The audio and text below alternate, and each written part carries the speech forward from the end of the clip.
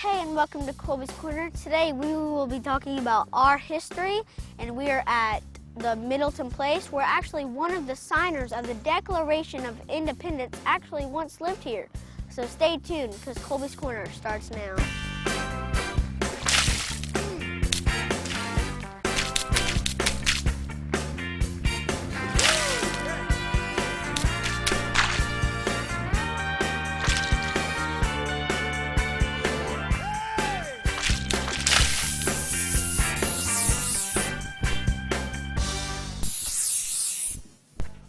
So now we're here with Mr. Jeff, and he's going to show us how to make spin pots and pinch pots. Hey, how you doing, Colby? Good. Good. Let's see if we can make a pot here. Let me fix my apron real quick. All right, here we go. Now, first thing we got to do is get the stick to the wheel. All right, that's looking pretty good. Now we're going to squeeze. And see how I'm kicking that stone down there? Yes, sir. That's what makes everything turn for me. So now we're going to do what's called centering, and what that means is I want to get this in the middle of the wheel so it turns nice and smooth. So I'm going to take my hands, and I'm going to squeeze and push at the same time. And we're going to kind of make like a little cone shape. Yeah. All right? Let's take it all the way down. Let's see how she looks. What do you think? That looks pretty good. It looks like a bowl, just not with the inside cut Now, out. exactly. Now, we're going to take this piece of wood. This is called a rib. And I'm going to take this piece of wood, and we're just going to press it against the clay. Is that to smooth out the edges? Uh-huh. Exactly. And now I'm going to bring that top down just a little bit. How's that looking? Looks professional. All right. Now, let's see if we can make a pot. Let's take my thumbs, and we're going to stick them, and we're going to make a hole. We'll go about 3/4 of the way. You think we can make that hole bigger? Whoa, you just made a hole. Uh-huh. You think we can make it bigger? Yes, Let's make it sir. bigger. Here we go. Take my fingers, and let's pull. Whoa. Okay, This now. is amazing. What we'll do is we'll straighten out that top a little bit. Let me take this sponge here out. We're going to flatten out that bottom. Now, you see how it's still got a little bit of a curve? Let's take that piece of wood again, that rib, and let's push it into the clay and see what happens. You ready? All right, here we go.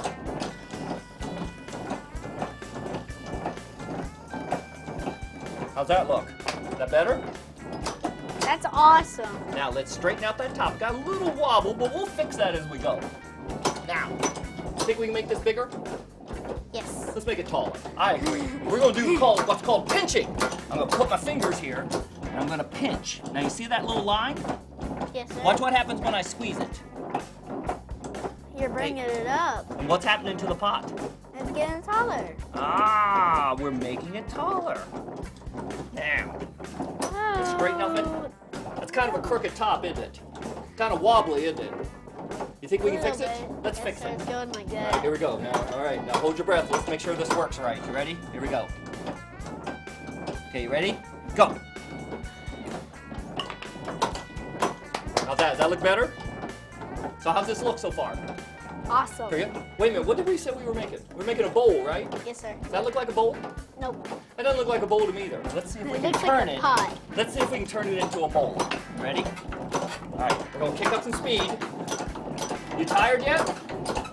No? I think you should be. Not A me. little bit. All right, here we go. You ready? Let's turn it into a bowl.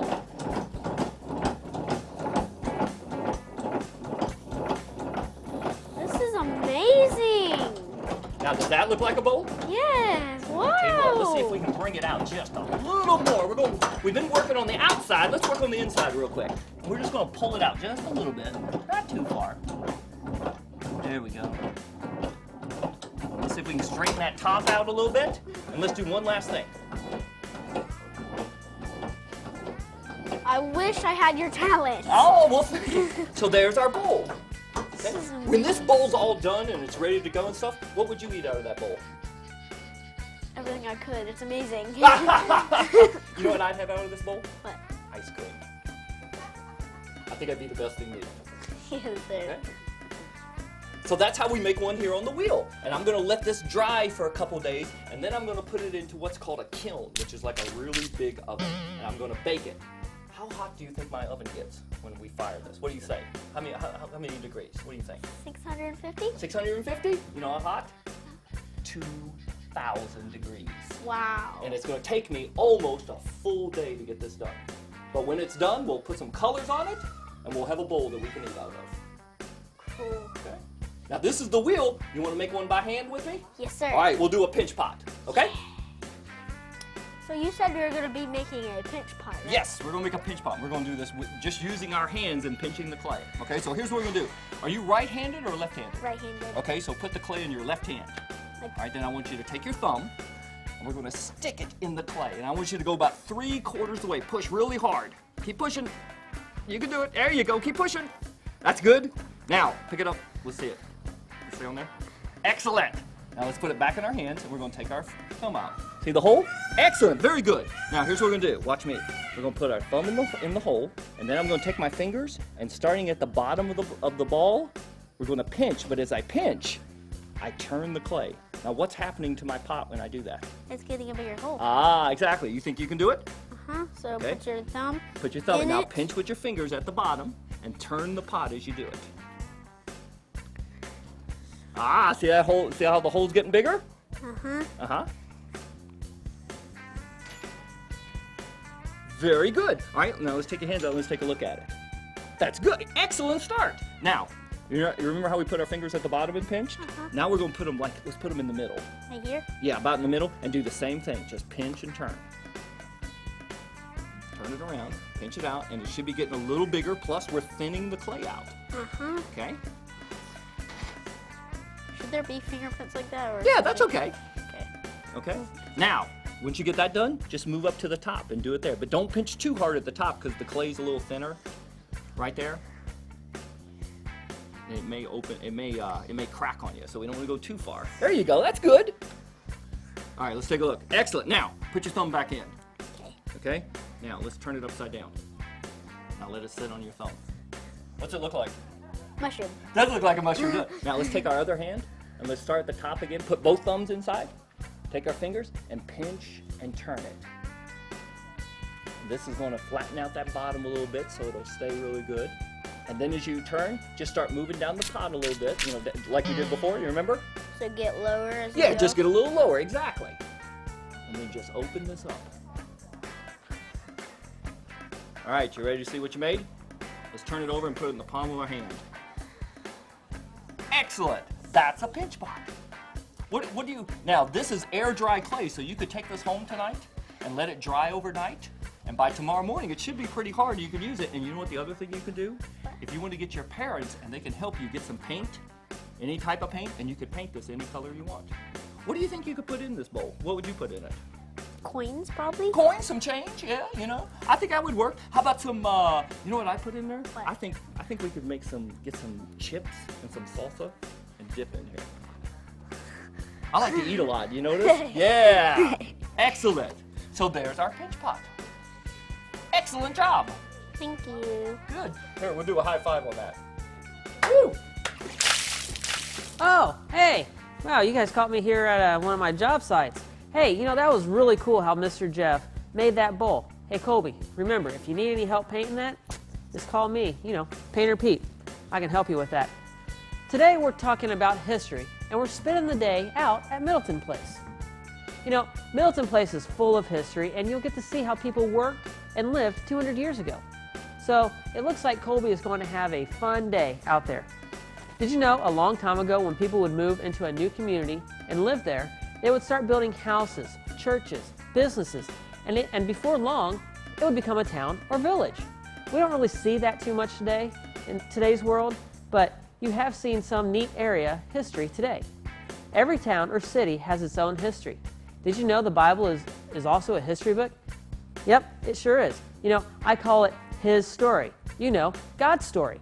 It is very important that we learn our history. Did you know the Bible talks about learning history or being taught about the things in the past? Yep, let me show you the scripture. It's found in Psalms chapter 78, verses 1 through 4. All right, here's what it says. My people listen to my teachings. Listen to what I say. I will tell you a story. I will tell you about the things from the past that are hard to understand. We have heard the story and we know it well. Our fathers told it to us, and we will not forget it. Our people will be telling this story to the last generation. We will all praise the Lord. and tell about the amazing things he did. So it's important to learn about our past. We need to learn the bad things so that we don't do them again, and we need to learn about the good things and learn how we can improve on it. Well, let's get back to Colby out in Middleton Place. I think he might be getting put to work out on a field or something. So, all right, let's go see Colby. So now we're here at the rice field at Middleton Place, and I'm here with Mr. Bob, and he's going to show us how to plant rice. Right. Well, this is what we've got. This is Carolina Gold. This is the same rice they had here over 200 years ago. And this is called rough rice or seed rice. What we're going to do, this field right beside us here has been planted, and you can see how we've already cut what they call a furrow using our harrow. And so you cut those rows, and all we're doing, it's real simple, frankly. We just take and work a little bit along, and then I'll come along later with my hoe, and I'll backfill and tamp it down. So all you need to do, like I say, is get it down in the row. Now this whole field is about 1/4 acre. And this is about what one slave would have to do in a day's work. They had to hoe and weed all this. So definitely it's a lot of work. But the seeding would go pretty quick, so it's not too bad. Now, do you have some questions? Yes, sir. Okay. Can you name, like, let's say 5 of the different types of rice? Well, I know a lot of folks think that there's white rice and brown rice, but actually that's just different names for the same thing. Because this rice, once you, and I'll grab some seed here to show you, once you pound it, and pounding you use a mortar and pestle, that knocks the hull off the rice. And there's the hull. And that actually is brown rice. Believe it or not, it doesn't look terribly brown, does it? No, sir. Well, if you look, a lot of times in the stores too, they add food coloring to it. But brown rice still has the bran left on it, and it makes it kind of opaque or a little bit of greenish yellow color. So that is then polished, which is kind of a gentler rubbing motion, and that makes it turn white. So white rice and brown rice, they're not different kinds of rices. They're just different stages of rice. Excellent, exactly. So, but this is Carolina Gold. They've also developed one called Charleston Gold. Most of the rice you see today on the store shelves, that's actually a lot of that coming from the Philippines. And those are varieties of rice that are much higher yielding, meaning you get a lot more from it. From this 1/4 acre, we may get about, 40, maybe 10 bushels of rice at about 40 pounds a bushel. So that means we should get how many pounds of rice? 10 bushels at 40 pounds? 40 pounds, 10. You didn't know I was going to quiz you. 400? About 400 pounds of rice out of just this field. There are modern varieties of rice, and there's a wide variety of them. They can produce about 3 times that. So that's one of the reasons why this isn't really planted too much anymore. Yeah, so they can get, from this they can get 1,200 pounds of rice. So, you want to grab a cup? Just dip it in here and get some rice? Grab some rice seed. That's Carolina Gold rice. Same stuff that Thomas Jefferson wrote about, and that's been provided to us by the Carolina Gold Rice Foundation. They actually help to propagate that. They actually give away the seeds so people can grow it. If you want to come over here in one of these rows, a lot of this often was done by women, but men too, and children too. Now they had this, as, like I say, as task work, where you might have to do a half or a 1/4 acre in a day's work. But nothing said, you couldn't have children helping. Sometimes, might be children who aren't maybe quite old enough to do the work all by themselves, but they're definitely old enough to help. Now this is a 1/4 acre. By 1860, there were 60 acres of rice here. So there'd be another 59 3/4 acres to do. Am I still going in the row, or I don't know? Yep, you're doing great. Yep, I can see that line right out ahead of you. Doing good, yeah. Have you ever planted this whole thing by yourself? I have actually. We used to plant this before we opened for the day. We would plant all this rice so it would all be done when people got here. And I thought, you know what? This is something that I think a lot of people would like to see, and we can talk to them and tell them about it. Because really, this rice isn't about production. We're not looking to feed 1,000 people. What we're looking to do is educate people. And that's why a lot of the agriculture here, like we know they had 400 milk cows in 1860. We have 1. They had 60 acres of rice. We have 1/4. And it's really more to show people and hopefully help them understand the kinds of work that was done and how it was done. I haven't even done a whole row yet, and my back's starting to ache. Yeah, you do. you do have to kind of get used to it. And the other thing I learned too is I pace myself. I kind of go slow and steady is the way. What is it, the tortoise and the hare, you know? That tortoise, he wasn't a fool. Ah, I see you've already learned a trick.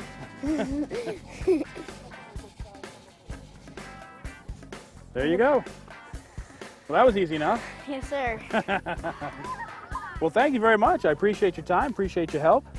And definitely, if you have more questions, I know you'll be around today and Jeff will be talking to you, but feel free if you want to stop by again. And definitely stop by as the year goes on. We should be harvesting this about the 3rd week of October. So hopefully Mother Nature is kind to us and we have a good, kind of wet but not too wet summer, and it all grows real well. Thanks again. Hey, are you a kid and want to ask Colby a question? Well, ask your parents first, then email him at askcolby@wlcn.tv. Let's go see where Colby is now. Here's what we're going to do. Now this is called our corn grinder, okay? And this is what they would use to grind corn so we could make like cornmeal. Do you like cornbread? Yes, sir. Or something? Well, this is what we could use it. Now here's our corn. See the kernels?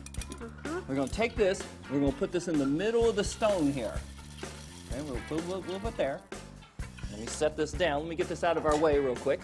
Would you Now, spin this? this stone here, this is called the hand stone, and this is called the corn down here. And there's little grooves in between it. And what we're going to do is we're going to turn this, and we're going to get the corn to grind. Now, what I want you to do is hold right there, and I'll help. You Okay. grab the bottom. Grab the bottom for me. What we're going to do is we're going to go clockwise. All right? Now, what this is doing is we're loading the corn up. Okay? See how easy it's turning? Pretty easy. All right, let's do one more turn. Now we're going to stop. Now we're going to do counterclockwise. As we turn, watch what happens. Watch the side of the stone. You ready? Here we go. What's coming out? Corn. Grinding corn. Grinding corn. We're grinding it up here. Is it easy to turn, or is it pretty hard? Pretty hard. A lot of work. Now we'll keep turning. All right, let's stop. Now let's take a look to see what we got. And here's what we got. Now it's cracked right now, and what we would do next, we would run this through like a screen, okay? And that would get the big parts out, and then we could take the ground stuff, and we could either grind it up again or use that, and that's what we could use for our cornmeal. Right now, you know what this is good for? What? Feeding the animals, yeah. There you go. Here, toss a little bit over there to them. Cool. Let's give them a little bit more there. Okay. There you go. Excellent. Now you want to go see some of the other animals out here? Yes, sir. Okay, let's go. This corn grinder is cool.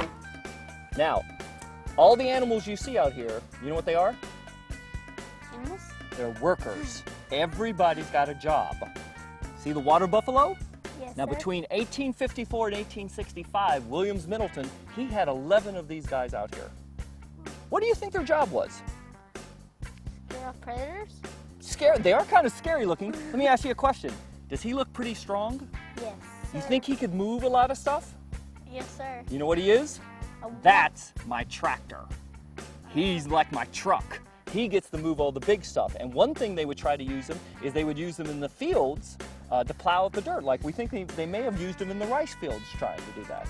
But they could also move other things. If we had anything heavy, we could move. And why do you think we call them water buffalo? They can store a lot of water, like they can stay in the desert and like they can. Well, live off they a little can bit of store some water, that's true. But you know what they love to get in? Water. The water. They love to get in the pond, especially when it's really hot. They'll jump in there and they'll just lounge there in the water and roll around, and they like to play with each other. And our water buffalo, the white one, that's Burke, and the black one is Adam, as we call him. He's missing a horn. What He's happened? missing. He had an accident a few months ago. He got his horn stuck in a tree and he hurt himself. And unfortunately, we had to take his horn off. But he's doing okay. He seems to be doing all right now. Now, do you see what's over here? Look what's joined us.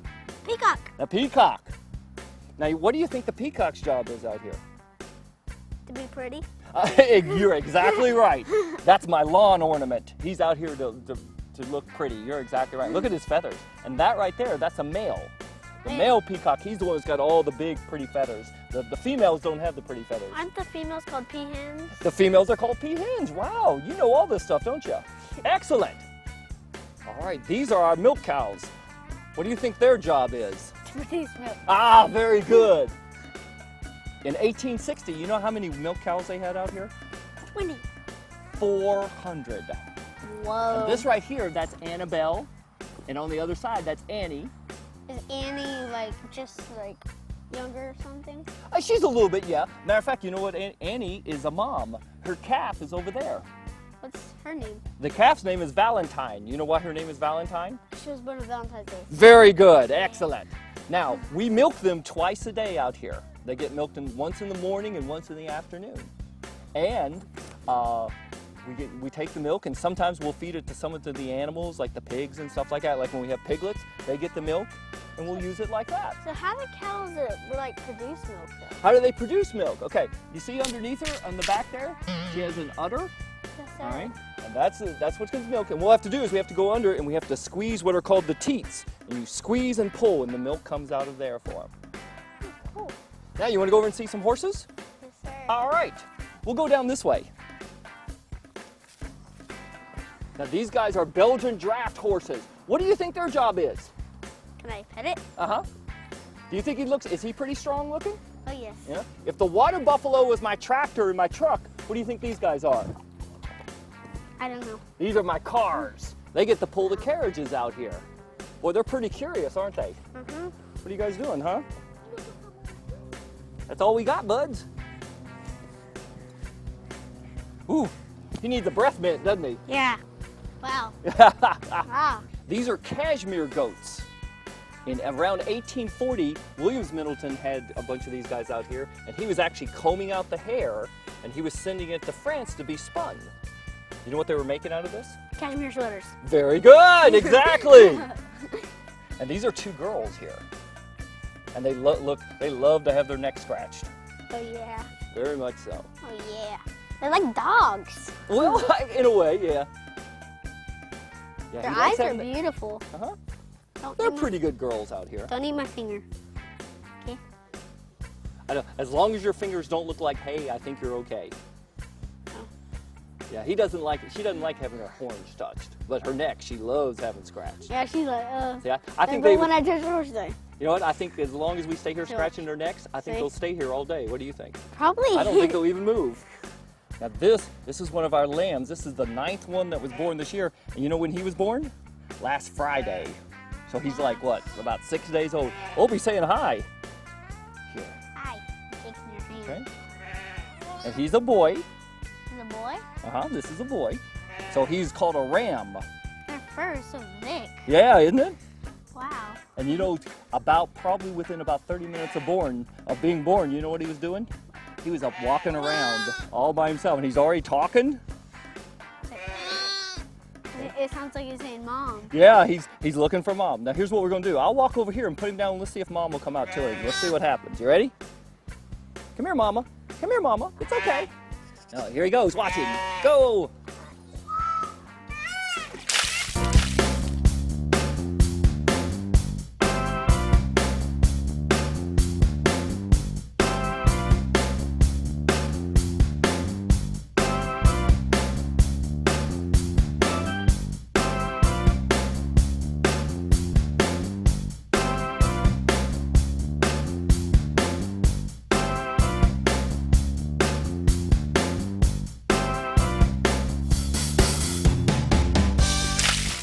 Do you want to be part of Colby's Corner? Well, ask your parents' permission first, then go to colbyscornertv.com or to his Facebook page at facebook.com/Colby's Corner. Let's go see where Colby is now. Now we're still here with Mr. Jeff, and he's gonna tell us the history behind Middleton Place. Well, Colby, the plantation here was started in 1741 by Henry Middleton here. And behind me is the south flanker, and that's the only remaining part of the house that's still standing. And it was built in 1755. Have you ever heard of the Declaration of Independence? Yes, sir. You know? Do you know that there were 56 signers who signed their name on the Declaration of Independence? And 4 of those signers were from South Carolina. And do you know that one of those signers actually lived here on this plantation? His name was Arthur Middleton, and he signed the Declaration here. And this was his plantation at the time. And out here, they raised livestock, and they also had rice fields, and they also grew other types of crops out here. And this continued for many years up until probably about the end of the Civil War. out here. And if you come out and see us, well, you can learn about the house, you can learn about the Middleton family out here, you can learn about what happens in the stable yards and all the other people that would have worked out here. So I hope you had a good time coming out and seeing us today. Yes, sir, I did. Good. Thanks a lot. Thank you. Okay. Man, where did I put that paintbrush? Oh, hey, how you guys doing out there? You know, it has been a really cool time out there at Middleton Place. Colby got to see some really cool stuff, like how to make pottery on the wheel, how to, plant rice, pet the little lamb. And Colby got to learn a lot of cool things, like how people worked and lived 200 years ago. They didn't have cars or tractors. Did you hear Mr. Jeff's talking about what their car or tractor was? Yeah, their car was the horses and their tractor was the water buffalo. I think it was really cool learning about the history and seeing how people used to live. Do you remember from earlier in the show when we talked about what the Bible says about learning about the past? Do you remember the scripture? Well, let's look at it again. It's found in Psalm 78, 1 through 4. Man, I still haven't found my brush. Well, we'll just do this. All right, so here's what it says. My people, listen to my teachings. Listen to what I say. I will tell you a story. I will tell you about things from the past that are hard to understand. We have heard the story, and we know it well. Our fathers told it to us, and we will not forget it. Our people will be telling this story to the last generation. We will all praise the Lord and tell about the amazing things He did. It is important to learn our history, not just the history of our area, but our family history. You might be amazed to find out who you are related to. You may find out that you have a famous relative. You never know. So if you have never asked your parents before, ask them if they know any of their family history. You can find out some really cool stuff. Hey kids, we want to hear from you this week. Tell us if you have anyone famous in your family. Remember, before you email us, get your parents' permission first. So email us at askcolby@wlcn.tv. Also, email us if you have any questions for Colby. If we read your email on Colby's Corner, you will get an awesome prize pack. Hey, don't forget to go to our website or our Facebook page. We always have giveaways going on there too. Well, I gotta keep looking for my paintbrush. So I'll keep looking for that, and I'll see you here next time, right here on Colby's Corner.